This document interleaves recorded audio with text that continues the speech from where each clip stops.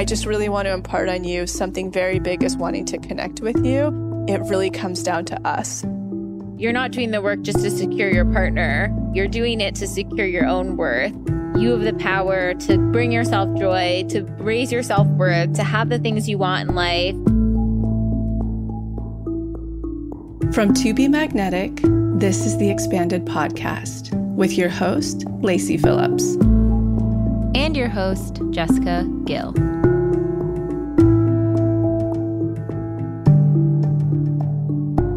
As the leading destination for neural manifestation, we dispel the woo-woo in order to help you create real, tangible results based on neuroplasticity, psychology, epigenetics, and energetics.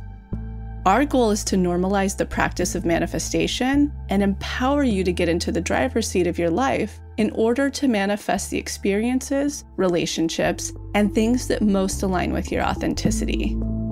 And by pressing play, the process begins.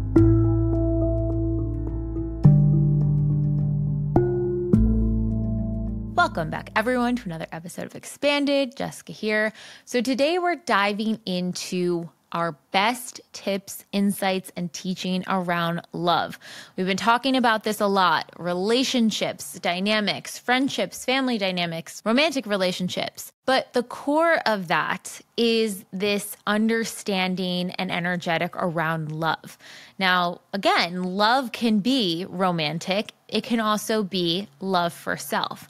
So how can we get to the root of what might be impeding some of those things? And you get to hear kind of the whole gambit here. We even talk about love and money and how they're intertwined and connected. So this is honestly going to unlock some insights for a lot of you. I think this is a theme that a lot of people are getting pressed upon. And I mentioned this last week in the episode, but when it comes to manifestation, how we're showing up in our relationships to self, to others, to friends, to coworkers, to romantic, to family, is helping to mirror where we're at with our manifestations. It's our roadmap to them. So when we can investigate what blocks are in the way, it helps us manifest easier. I want to remind you guys that we have our community walk on May 18th. If you're in Los Angeles, we're going to be hosting it in Hermosa Beach. You can RSVP in the link in the show notes. And we invite all of our community, whether you're just a listener of the podcast or you're an avid TBMer, have been doing the work for years. Host one in your city, check out your city, see if there's one already going on, and meet up with this like-minded community. It's going to help kick off our summer challenge, which is going to be all about getting out of our own way and rewiring our brain in 30 days.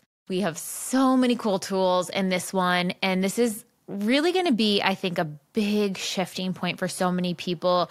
I've just noticed so many people have been hit with so many different changes and pushed to their edge and so many things to be released. And this is going to be that container where we can all together as a community connect and help clear out the stuff that no longer aligns. How can we drop our old crab shells once and for all and shift up and shift gears into a whole new level and manifest? We're incorporating a lot of really grounding nervous system regulating tools in there. We are also incorporating a lot of inner child play and fun. We know it's going to be summer months for a lot of people who are in the Northern Hemisphere, so we're going to make sure to honor that aspect as well. And we're going to make some really big neural pathway shifts. So I'm excited for you guys to join in. It's going to be a great one. All right, guys, enjoy this episode.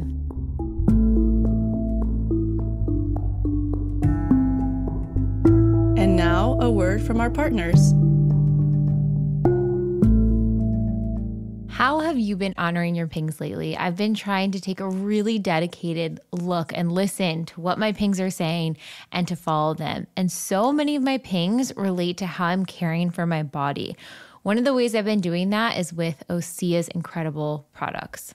So before I jump into the bath or shower, I like to use their plant-based body brush to help stimulate my lymphatic system, get everything moving, circulating the blood. And then once I'm rinsing off, I love their Andaria cleansing body polish. It is one of the only microbiome-friendly body exfoliators I have found out there, and it's rich in their Andaria seaweed, which has amino acids, antioxidants, nutrients to remineralize the skin. It is incredible. And then when I get out, I top it off with my absolute favorite product, their Undaria Algae Body Oil. This stuff is no joke. It is literally the creme de la creme when it comes to body oils. Partially because it has that Undaria seaweed in it. It keeps the skin's moisture barrier stronger. It keeps skin looking healthier, more supple. It really, really helps with elasticity in the skin. And it's one of those products that when you put on, it's not greasy. It doesn't sort of like linger and stick to everything. It actually deeply nourishes the skin. Can't recommend it enough. And right now, over Mother's Day, they have all 3 of these wonderful products in a package for the Golden Glow Body Set. So if you're needing to get yourself a little treat or get any mothers out there in your life, you can grab that for them. Glow from the inside out with clean, vegan skincare and body care from Osea. Get 10% off your first order site-wide with code TBM10 at OseaMalibu.com. That's OSEA Malibu.com. And you'll get free samples with every order and free shipping over $60. Head to OseaMalibu.com and use code TBM10 for 10% off.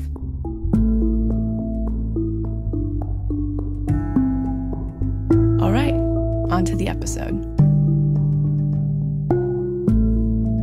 The love and money connection, where you are receiving the invitation in one, you're most likely receiving the invitation in the other. Mm-hmm. And the invitation itself is to be as close to your truly whole, worthy, authentic version of self as possible, but noting that that is like tremendous abundance and tremendous love in your most perfect form. So that's how they're connected. As humans on the material plane, we are most motivated by those 2 things. So I think those are the 2 things that also bring us the most fulfillment when we're in the material body on the material plane, because they both technically represent the 2 things we need more than anything: love and security. Mm-hmm. That's what they both come down to: connection and safety. That's what they come down to. So when people are like, wow, I might be in 2 different places, like one's really up and one's really low, I invite you to look at, if you're saying one's really up and one's really low, are they both filling your actual authentic soul needs and wants? When one's being challenged in one, I can guarantee you that you're being invited in the other in the same way. So for somebody who is maybe a little more advanced in one area, use that a little bit of expertise advantage to investigate the other area that isn't. It's kind of like the same thing. When you're manifesting something, it's usually greater than where you are because you're not there yet.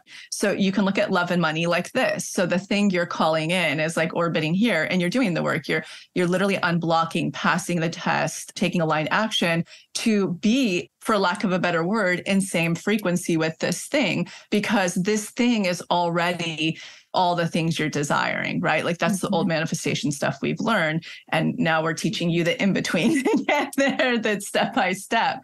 You can look at love and money like that. If one's up here and one's here, what is this lacking that this already has? And asking yourself if this is actually fulfilling. That's the piece you're being invited to get closer to. Yeah. I mean, that even makes so much more sense to me, understanding the energetic piece of that too, on like a real rooted level. And now I'm just thinking about friends who are in jobs where their boundaries are crossed. And I'm like, oh, they're also in relationships where their boundaries are crossed. Like it's so in tandem with that piece. I think a better way maybe we can start to communicate this is that love and money are always mirroring each other. Those 2 things, I think the universe dangles in front of people the most to look at and work on, because they're the 2 things that we desire the most and are the most motivated by. Janelle, I knew we couldn't have a love money connection episode without getting your insight on this, because there is so much that roots down to attachment, shame, self-worth, and you've seen so much of healing in your intensives with the love money connection. Yes. So can you talk a little bit about how you see this connection playing out and what you think it roots down to and some of the filters that it's going through for people? For sure. So it's interesting. I would say a majority of people that come in for intensive are wanting to manifest love or money. Like that typically is one of their biggest goals. And so what's interesting is that, the connection between love and money is security and ultimately self-worth. Well, we get our self-worth through secure attachment in childhood. So when we have a really safe, secure attachment in our childhood, I mean, those are the kids that just have like a deep sense of authenticity. And then they have just an innate deep self-worth in them. So if they didn't have, let's say, a secure attachment, they would then have anxious avoidant, or avoidant attachment. Yeah. And then there's all those different holes in self-worth around that and security. So it's interesting. Like sometimes somebody will present with like they're really more targeting wanting to unblock around love, or they're really wanting to target their career and money. And ultimately there's that interchange of when you unblock in one, you unblock in the other. Let's say they're wanting to unblock around money.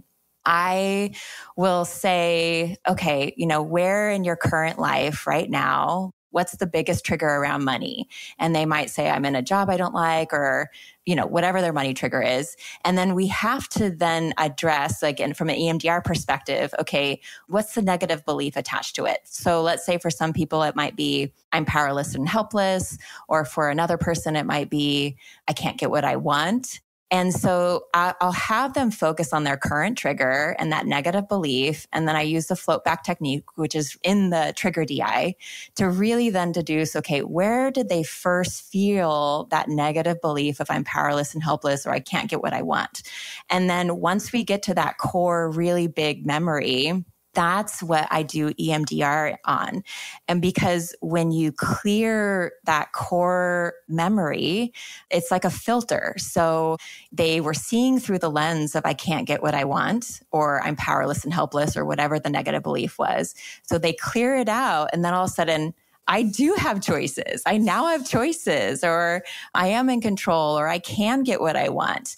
And then they're seeing out of that filter, where then again, they unblocked, and they still obviously need expanders and aligned action and all of that. But that's that deep unblock where they can then shift, and then it gets the water moving to manifest. But what's interesting too is that negative belief is filtering through, where they're currently triggered is, let's say, the money.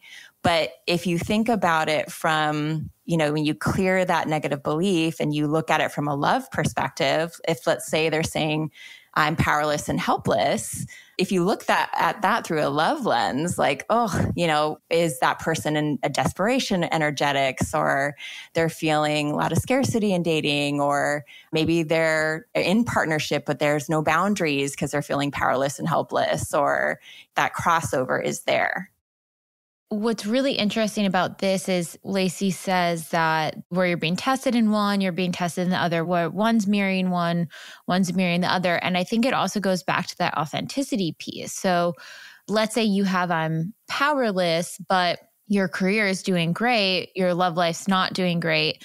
How is I'm powerless playing out in the career? So if that filter is still in there, is I'm powerless actually making you an overachiever that might not be authentic to your authentic code? And that's why your career is doing well. Like, think about the love and money connection, and are both in alignment with your authenticity piece.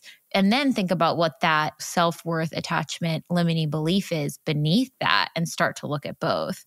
Yeah, exactly. I can imagine people thinking like, oh my gosh, what's my attachment?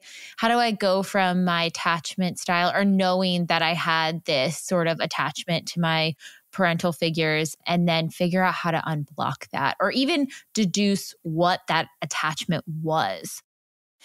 First I want to say, and I feel like this community is now so educated on this, but like everyone has some shape or form of attachment wound. I don't care how amazing your parents are. We are all going to be somewhere on the spectrum of anxious or, avoidant. So we all have wounds there. Sometimes there's like big obvious gaps that, most people know right away. Oh, my parent was an alcoholic, or this big thing happened, or this big thing happened. But sometimes there's just really very subtle, nuanced ones of, I had a really good, present mom, but there was a lack of attunement. The lack of attunement can cause either anxious or avoidant. It just depends on how that presented in that person. So when doing these intensives, a lot of times, let's say they're wanting to unblock around love, 8 or 9 times out of 10, I'm doing some sort of attachment work. When we boil it all the way down, it's like a death by paper cut situation, where there's all these little missed moments that happen to a person. Maybe their parent was a workaholic or lacked attunement, or maybe they were depressed, or maybe they were busy caretaking another child that had a medical crisis, and they were doing their best. Like, it doesn't make the parent wrong necessarily. Actually, that was one that came up recently, as somebody that their parent was preoccupied with another child with a big medical condition. So she just kind of had to raise herself and didn't get a lot of nurturing. So going back, if you're doing a DI, I would say the most important piece in doing the DI for really true unblocking is to tap into the sensations that are coming up as you really go into that memory, and track them in your body and feel them. Really feel and really get an emotional release, because that works on a nervous system level, obviously a subconscious level, and obviously all the neuroscience behind reprogramming. So, and then allowing, all the soothing where you can really, meet yourself and get that healing right there. You're making a repair literally with yourself to build secure attachment with yourself, which builds that self-worth.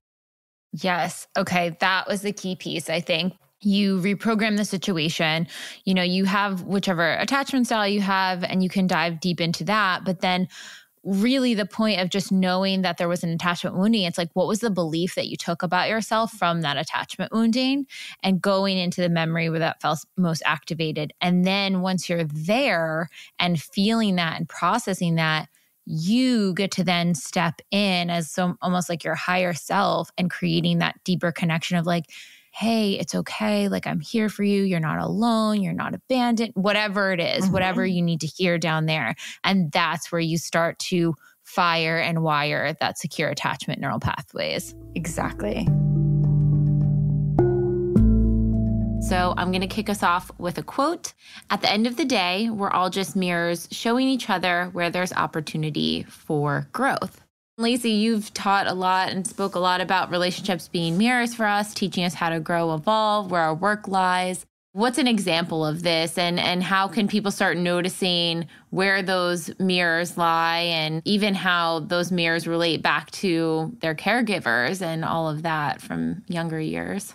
Yeah, this is such a great, interesting thing we've been talking about internally as a team. When something's happening, it's a reflection of you. It's your mirror, and I have great examples of this with Max. There was one time I remember early on that Max and once we got into the level of intimacy, and I don't just mean sexually at all. I mean, like, shit's real because we both care, and we're seeing into each other, see into me, into intimacy. All my stuff came up, everything, as it tends to do for people, and primarily my shadow and inner child wounds. And so I remember this point, we were in New York, and I just felt like Max wasn't totally connecting with me. And what I mean by that was he was so happy to have me there, but it wasn't like we were totally present and there together. And so anytime something comes up in our relationship, I'm never like, Max is doing this and that. I'm like, cool, what am I doing to attract this experience? Because my projection is what I'm receiving from him always in this relationship. And it has always been the case in prior relationships. And that particular one, I ended up doing a deep imagining. And I got to the fact that my parents were really young when they had me. and that I was more like a doll to them because they didn't know, they weren't emotionally developed enough to be selfless around a child. They were 18 and 20. And therefore it was like fun to play with me and dust me off and, take me off the shelf. But then it was really nice to put me back and take me to my grandparents who could really parent me. So I was realizing that in this mirrored experience with Max, in this exact moment, I was his partner that was there, it was more trophied, I guess you could say. And so I did this DI. There was no communication that happened with Max. And I really saw the shift in the healing in it. And bam, that's never come up again in our relationship because I started projecting something entirely different. Most of everything that we're teaching and that what we're releasing is how to witness these triggers that are coming up in your partnered experience, that you're being mirrored, and what you can do to actively shift them and project something entirely different to receive something different, which is at the core of all of our work. So I think that's about something that I've actually been really waiting to discuss with you, which is called transactional analysis. So transactional analysis is about, so imagine that Lacy and I are sitting across a table from each other, and the person, Lacy, is talking to me and I'm speaking back with her. But underneath the table, where we can't see, is our inner child. They don't call it that in transactional analysis, but it's essentially that. So it's all the subconscious issues that you have. And so my inner child is constantly talking to me and saying things like, oh, Lacy's not looking at you the whole time you're talking. Maybe she doesn't like you. And so, I'm having a conversation literally out loud with Lacy, but this conversation is going on internally for me and for Lacy. And then on some subconscious level, our inner children are speaking directly to each other. So that's what happens in a relationship when there's a trigger and it's blamed on the other person, is that there's something going on underneath the table that you're not aware of. And so what you see is the person sitting opposite you. So it's easy to project or blame it onto them. But actually, it's about a dynamic that's going on in so many ways, because in some ways, subconsciously, Lacy will address my inner child too. So if you think about these two people sitting at the table, there's Lacy speaking to Tara. There's Tara and her inner child and Lacy and her inner child both speaking within. Then there's the inner children communicating with each other. And then there's an impact that Lacy's having on my inner child, and diagonally I'm having on hers. So there's so much going on. It's really difficult to, take that responsibility that at least 50% of it is with you. And it's easy to just stay above the surface because that's what you're really aware of. And I think that's what leads to those issues, that it must be relational or to do with the other person, because it's like, that's just the tip of an iceberg. I love that. And I actually had a friend say recently, she has a 2-year-old, and her partner have been in really healthy therapy since prior to having the child. And I love when she said this week, it was really hard to be my adult self, which is such a beautiful way to nail it on the head, where it's like, I was exhausted this week, or X, Y, and Z. And it's the stuff you talk about, Dr. Tara, about when you're eating healthily, you're sleeping well, yada, yada, yada, you're a little bit more prepared to be your adult self. But most often than not, the person we're interacting with, person to person, tends to be our inner child. And I would say much more heightened in a relationship, an intimate relationship. Yeah, and there's also another sort of triangular element to a relationship, especially an intimate relationship, where there's each of us can operate at 3 levels, which is adult, child, or parent. So therefore, the interaction between us can be adult to adult, or if I'm really tired and grouchy, the interaction between us could become, you're still being an adult, but I'm being a child. And that might push you into being more parent-like to try to manage me. So again, you can see how many combinations of that there are without you even necessarily being aware of it.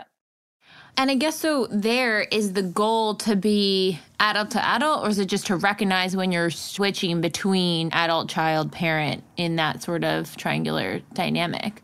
The goal ideally is to be adult to adult, but at least on the way, if you understand that that does shift and what makes it shift, then that's the journey, isn't it?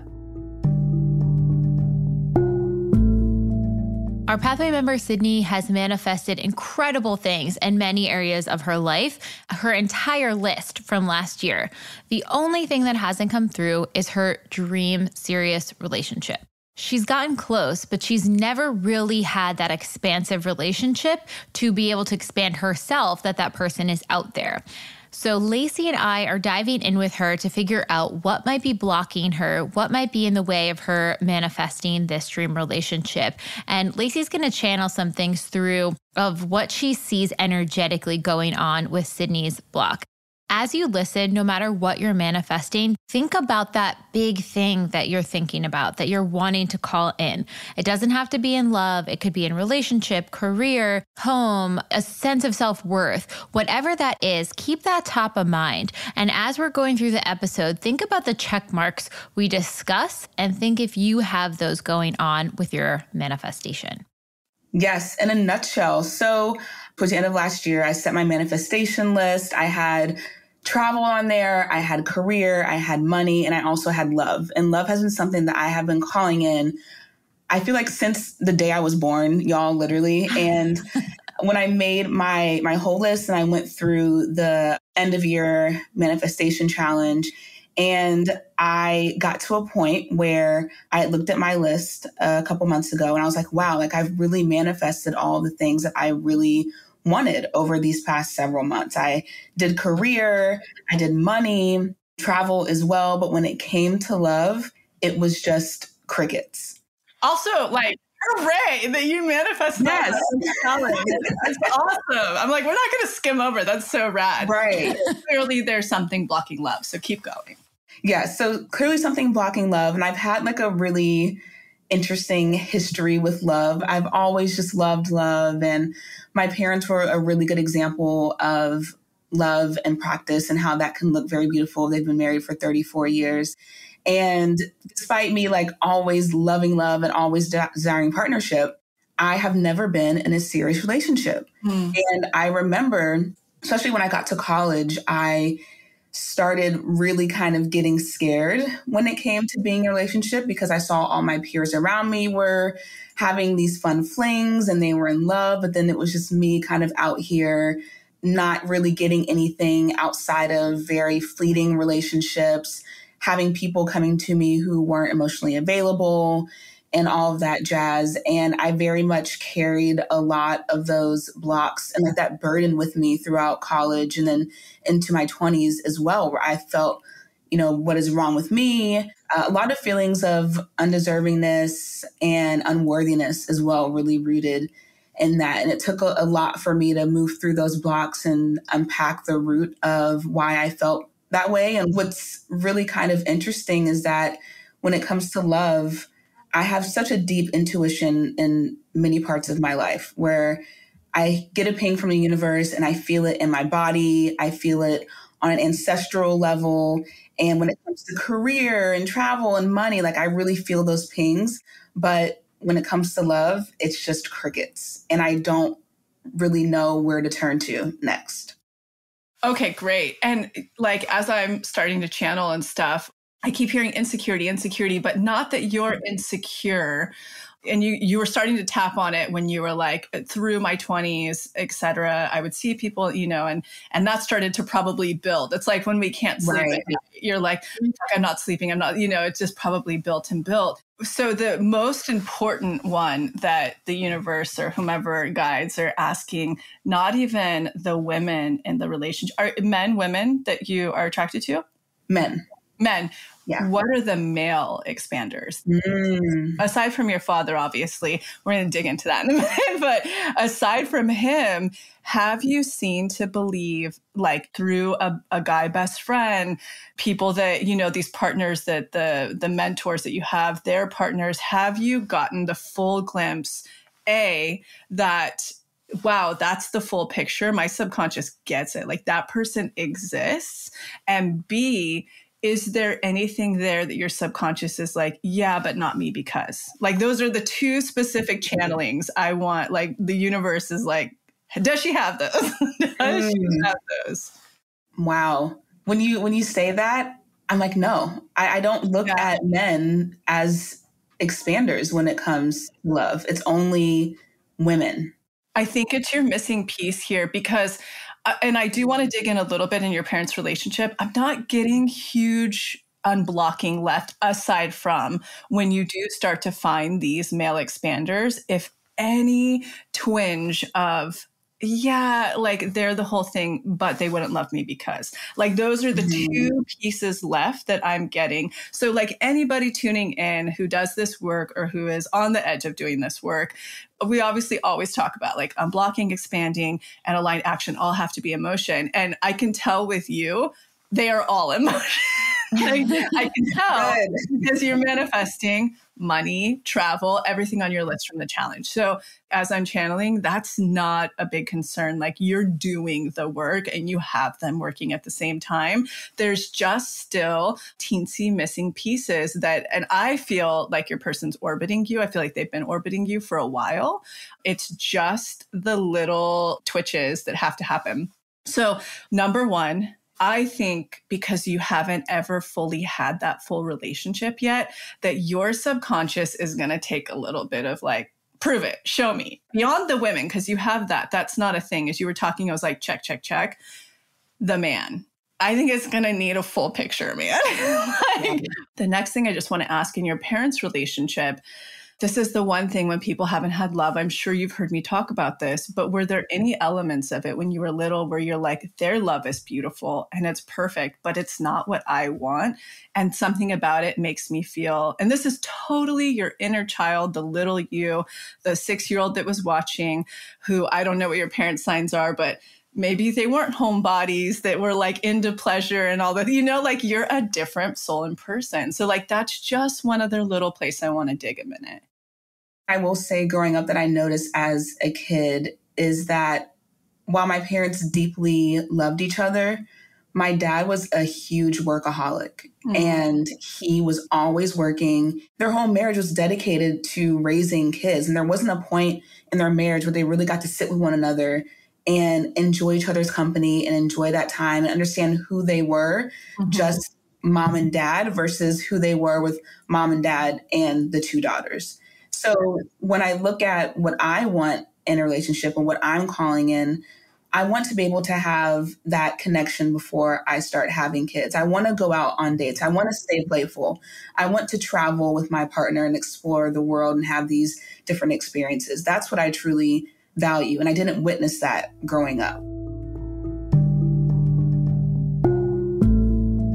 Ding, ding, ding. Sydney just nailed one of the biggest pivotal things about her dynamic. So when we are children, we are soaking up every piece of information like a sponge. So as a child, what Sydney's first example of what a healthy relationship looked like meant that there wasn't time for each individual in the couple to explore the relationship outside of children. It meant a dedication to the family unit as a whole, minus a dedication to sort of the romance aspect. But Sydney's authentic magnetic self desired that. It desired a deep level of connection and understanding each other on a level without kids and without being dedicated to just a family unit. So when Sydney, as an adult, is now thinking about entering a relationship, she's thinking relationship equals this type of relationship she saw from her parents. She doesn't see to believe yet or have the expansion that a healthy relationship similar to her parents could also look differently the way that her magnetic self wanted.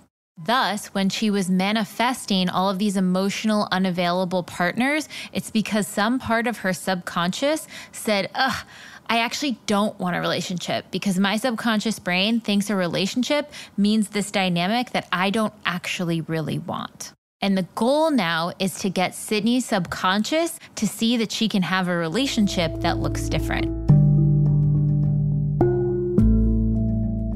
Speaking of manifestations, one major manifestation that has come through for me recently is Bond Charge's infrared PEMF mat. Their PEMF mat, which stands for Pulse Electromagnetic Field, is a magnetic energy mat that sends energy waves to work with your body's natural magnetic field and improve your overall well-being. Now, I originally heard of PEMF mats back in the day, I used the first one at Lacy's Forest Retreat House, and I kind of didn't really think it was going to do anything at first. And when I laid on this mat, I'm telling you, my whole body just relaxed. My nervous system relaxed, and I fully was able to calm down. Fast forward a few years later, one of our absolute favorite companies, Bon Charge, has launched their own PEMF mat, and it is fully loaded with all the best biohacking techniques you can imagine.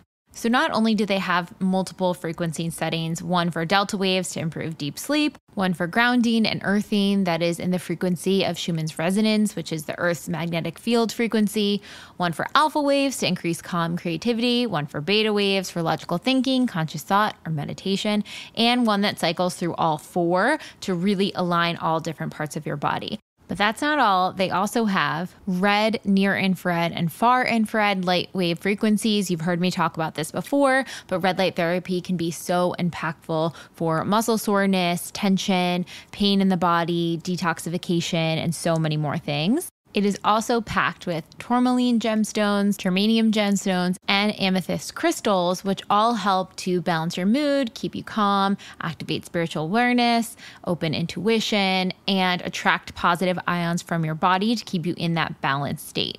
And really exciting news from Bon Charge that all of their products, if you have an HSA or an FSA account, they're all eligible, giving you tax-free savings up to 40% on any product you buy from Bon Charge. This is huge. And it's also really cool that they're getting recognized for how much these biohacking products are impacting your health in such a meaningful way. So if you are interested in trying Bon Charge's new infrared PEMF mat, you can use the code MAGNETIC, that's all caps, MAGNETIC for 15% off. Again, that's magnetic, MAGNETIC for 15% off. Or you can go to boncharge.com/pages/magnetic and check out some of the other incredible biohacking low EMF products that Bon Charge has to offer.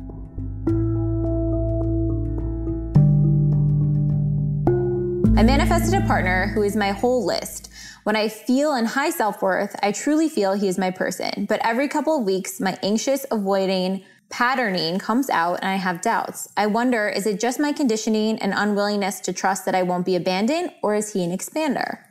It could be both. I mean, I think the question's being answered yourself. Like when that, who knows, I don't have enough context of what he might be doing, but I do know that bravo for even being self-aware enough to know your attachment type and issues. And I too struggle with both of those. It just depends on who I'm in relationship with. The big takeaway in this though, yes, he could be maybe an expander. Maybe it's not the thing. I don't know enough of context, but I do know the biggest thing is no matter what's happening, this is a beautiful opportunity to face your shadows and your biggest insecurities that are making this energy happen. And there's no better time to nib it in the bud and like chisel away at that than being in the experience.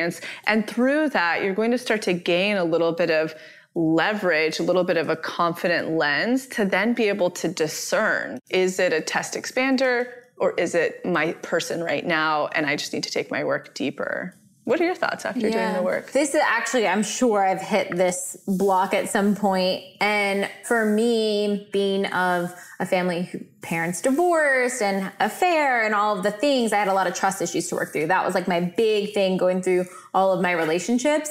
So I had to really look at, okay, if I have a boundary, let's say, of I'm not comfortable with this happening. And this wasn't like I'm going to be unsafe in the situation. It was if they travel for a month in another country, is that a boundary because of my trust issues? Or is that a boundary because I'm just not okay with it? And I had to go like my needs versus my trust issues. 100%. And so like how do you discern between needs and trust? I mean, that's what I think you're getting into. Yeah. But that's a good energetic to nail. Yeah. That was hard to really come and understand, okay, what is coming from like my soul just needs this sort of care in a partnership, or this is total fear-based.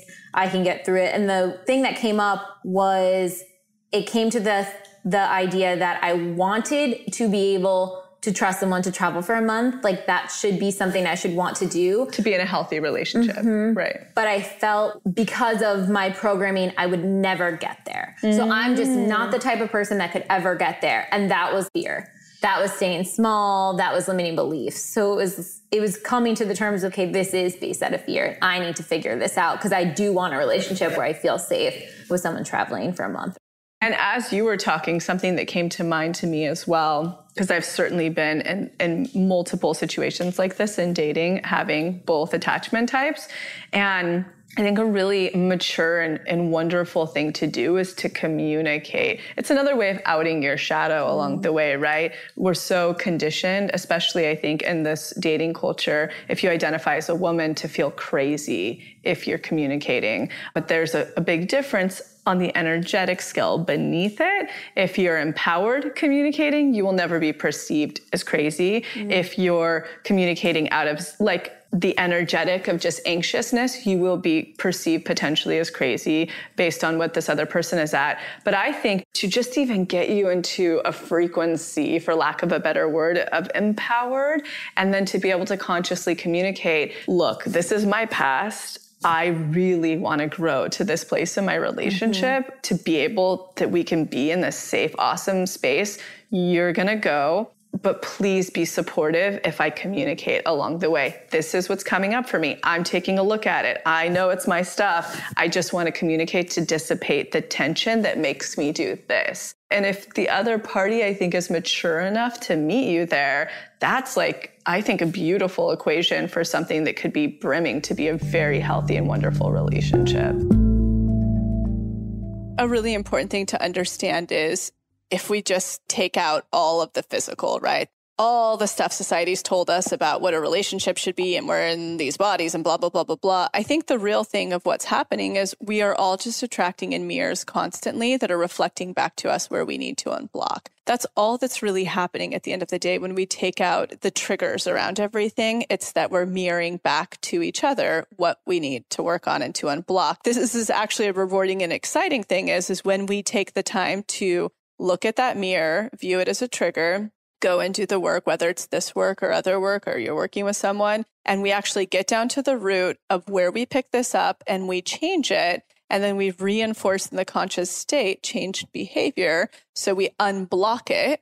Then the beautiful thing, because love and money are so tied, we're going to start making more money, having more career opportunities. When I say money, it means security. So that means we attract in better homes, better things on the material plane that reward us. So that's incentive. If you are in a very triggered state, may it be dating right now, may it be in relationship or exiting, when you are at those really low points or those points of giving up, it's a really important thing to remember. Cool. At least I can work on this to make the other aspects of my life much better. You're not doing the work just to secure your partner. You're doing it to secure your own worth so you can have these other aspects of your life sort of come in and fulfill you so the reliance on that partner is not as strong. Absolutely. Absolutely. Yeah. What are things that when people are looking to call in their partner and they're meeting potential suitors, that right off the bat, they can disregard or see them as a test or see them as like, okay, this is not going to be your person? Number one is, have you created a boundary recently around something? So a boundary can look like, I will no longer accept the person who hits me up at 11 p.m. at night to see them, because clearly that doesn't mean their intentions respect me, that they actually are putting my thoughts in my calendar, my availability forward. There's a big level of non-consideration going on there. So maybe that's a boundary you've just set with yourself in the dating world.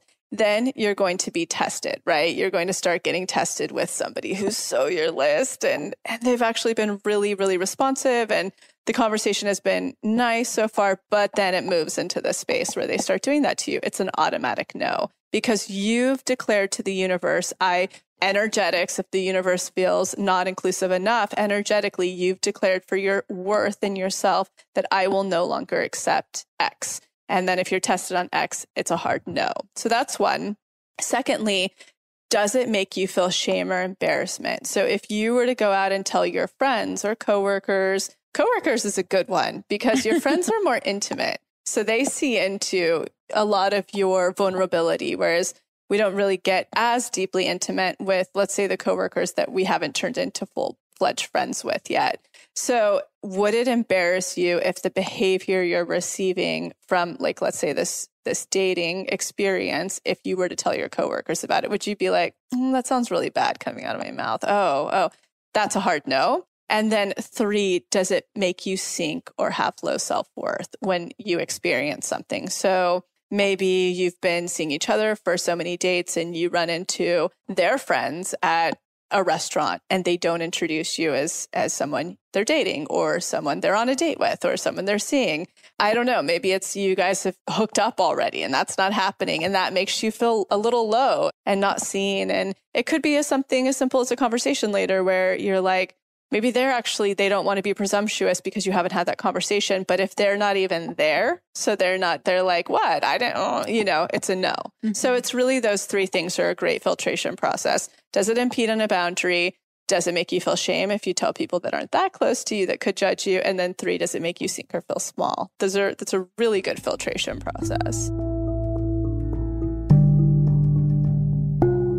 And then I think something we should touch on briefly are those that are exiting a relationship or have just been broken up with or vice versa. I think a lot of people, especially when whether you're the one that was broken up with or you're the one that exited the relationship, there is almost a grief to that relationship. And there's a feeling of like, am I ever going to not feel like this anymore? It's such a heavy energy, especially if you were happy at all in the relationship. It's something that I've had some, breakups that were easier than others, but I've definitely had ones that really took a toll. And I think the biggest piece of advice I would give anyone going through that is honor your feelings, express your feelings, journal them out. It will get better. There is light on the other side of the tunnel. If you're looking for a certain kind of partner in the future, they're out there.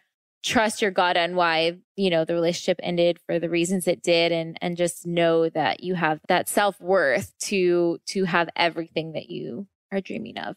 We have the course in Up Level called Rock Bottom, and the energetics that it teaches you during this, including the one of grace, is so important for your manifestation process when you're going through this. So even if you're bubbling up right now and you're like, I know that this has to end, or I suspect that it's going to end because of whatever painful reason or another, they're all painful.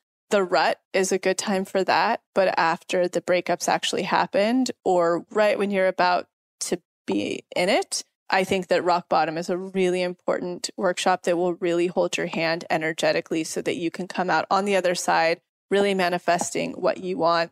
And just like Jessica said, I think the fears for me that would come up when I knew I needed to exit something or it was being, prematurely stopped, even if I didn't want it, was, I'll never find someone I love this much again or like this out there again. Mm-hmm. And you are going to find someone so much better out there. Yeah. You will. And the beautiful thing that I want to say from a manifestation perspective is if you're in this space or about to be in this space, the universe only earthquakes us when we have been consciously or unconsciously asking for something really good. And again, this can be totally other aspects of our life, may it be money, career, blah, blah, blah, blah, blah. But it's very close to you and you're not growing your self-worth quick enough to meet it. Therefore, you get earthquaked into sort of a rock bottom experience to grow your nervous system to be able to hold this next thing and grow your self-worth quick enough because you've been settling so much in whatever the dynamic may have been. So I just really want to impart on you something very big is wanting to connect with you. And you are going to, in partnership, have something so much better than this in the future. I just really want to say that right now. And everything we've talked about in this entire episode, again, I just have to put the bow on. It really comes down to us and doing our work. It feels so good to know you have the power to bring yourself joy, to raise your self-worth, to have the things you want in life, and to create. You're your own creator. Yeah, like you're enough. Let's go. Honestly, the more enough you are, the more you're going to attract in whatever version of love you want.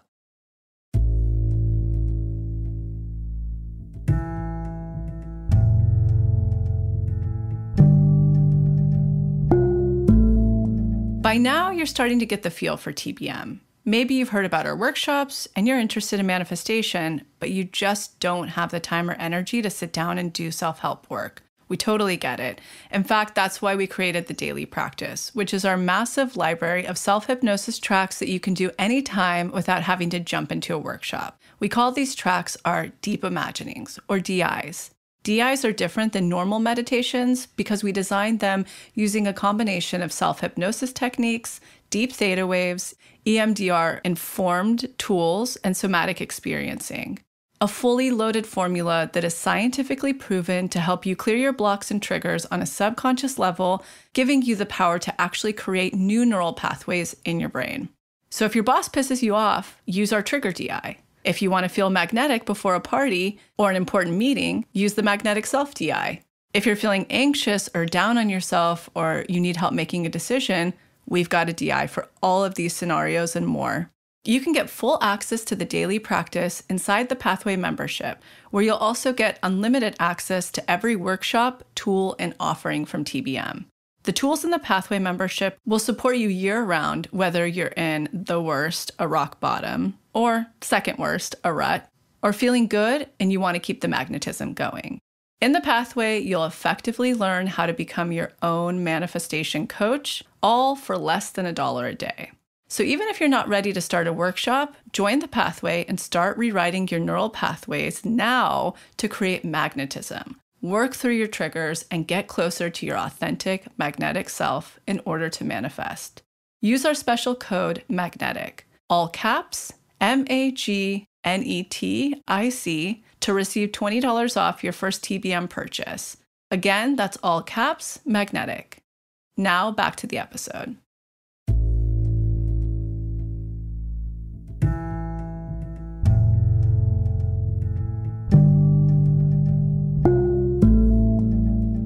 So there are two other elements that we haven't touched on that much in this episode that I wanted to add a tip in for. And one of those is self-love, and one of them is friendships, how we're manifesting love in our friendships because they can really be a source of love in our lives. So when it comes to self-love, think about the relationship you have to yourself, your internal dialogue, and the actions you do to back them up. One of the best ways we can start to practice a trusting relationship within ourself is by honoring those commitments we make to ourselves and making commitments that feel attainable. Sometimes we overreach, we overextend, we shoot for the moon, we expect ourselves to go from 0 to 100. That's not a loving expectation. What is one small step that we desire that puts us in the path of where we're trying to go? And can we honor that commitment to ourselves? When we honor that commitment, we show ourselves that we are trustworthy, that we can do what we say, we can rely on ourselves. And having that sort of relationship to self allows you to have love for yourself, appreciation, the hard things you do, the things you go through. And the other end of that coin is self-compassion. When we don't follow through on things, or maybe things didn't go exactly to plan, or we're discouraged with how something's happening in our life, can we show compassion instead of judgment and shame? They say that the voice in our head is often the voice of our most critical parent growing up, how they were critical of themselves. Can we reframe, reprogram, shift that inner dialogue narrative and start to be more compassionate in speaking to ourselves? The way that we speak to ourselves is reprogramming the same way any neural pathway would be reprogrammed. We connect back to the same pattern of communication to self because we've done it forever. That's what we witnessed. That's what we were modeled growing up. And so how can we change that communication and that dialogue to self? So for self-love, top tips: create realistic expectations of yourself. If you have goals or actions you want to achieve, what is one small step that can get you there? 2, honor your commitments, those things that you say you're going to do, those small steps that feel achievable and doable. Honor those commitments even when it's hard and you don't want to. And 3, have compassion for yourself. If you don't honor them 100% of the time, or on those days that you feel like you've messed up, how can you cultivate a voice of compassion within you and speak to yourself with love and kindness, even when it's tough, instead of shame? Now on to friendship. that dynamic of cultivating that loving, compassionate, supportive, trustworthy self is also the elements that you'll need to create romantic relationships, friendships, anything out there. And a big question a lot of people have asked recently is, how do I manifest friendships? I'm, in a new city or a new town or a new area. And it's the same way of manifesting a relationship. Who are you now? What do you have that you're bringing to the table? If you were to date you, do you feel inspired? Do you feel connected? Would you date you? And then if that's the case, would you be your friend? If you met you brand new out in the world, right? How can you have a sense of openness to new situations and opportunities as well? This was something we talked about in an episode with Adrienne, and she was saying how she stayed longer at her dance class so she could talk to the girls who were around her at the time, whereas before she would have stayed home. There are small moments throughout your day that you likely have for connection, whether that's with a coworker, whether that's someone at the coffee shop, whether that's someone at your gym, maybe even while you're getting gas. Those little moments of your day, how can you start to cultivate connection with people around you, striking up small talk, or just having a human moment with them? And then start going to places that you really love and that inspire you. If you are someone who loves Pilates, take a Pilates class. Go talk to people at a Pilates class. If you are someone who loves long beach walks, go take yourself on a long beach walk and see if you connect with anyone out there. Put yourself in the places and spaces that you enjoy, thus you can connect over those hobbies. Also, don't be afraid to friend flirt. I heard this idea of girl flirt, but I'm going to broaden it and call it friend flirting. How can you reach out and compliment someone that you might want to be friends with? How can you strike up a conversation? The same way that you might not grab coffee with a complete stranger off a dating app, if you meet a complete stranger off the internet, you might not want to meet them right away. How can you strike up a conversation in DMs first before even connecting to go for that coffee date? I think about how we connect with our expanders. Very similar way. Create common conversation, perhaps in DM, or I think there's even Bumble for friendship. There's so many different ways that you can connect digitally in our community group. Strike up a convo with someone that you think is interesting and see if it goes anywhere. And when you're manifesting friends, the other note I'll make is have a list. What do you want out of this friendship? What is your time commitment that you even have for this new friend or this friend group that you want to call in? What do you want to offer and what do you want to receive? Get really clear on that and kind of be open to whatever comes up on the other side. Okay, I hope that's helpful.